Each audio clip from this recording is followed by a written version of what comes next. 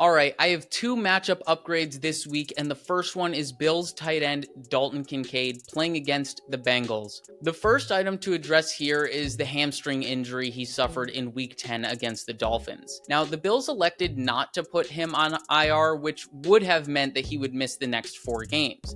But as for the matchup upgrade, the Bengals have allowed 5.5 more fantasy points per game to tight ends this season than any other team. And most of this has come by way of touchdowns, as they've allowed 13 receiving touchdowns to tight ends, and the next closest is the 49ers with 8. In Kincaid's first 8 games played this season, he tallied 4 receiving touchdowns. That's the same amount that he had in his previous 2 career seasons combined. On top of this, he was one of the most efficient tight ends prior to his injury.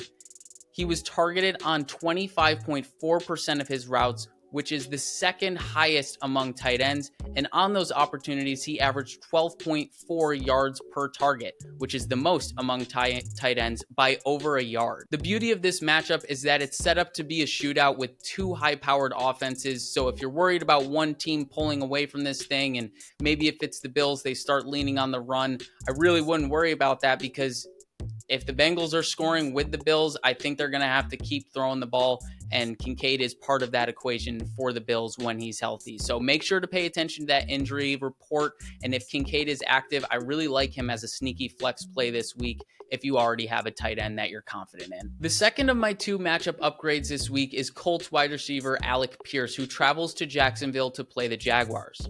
I should start off by saying that Pierce is really bucking the trend on his public perception this season.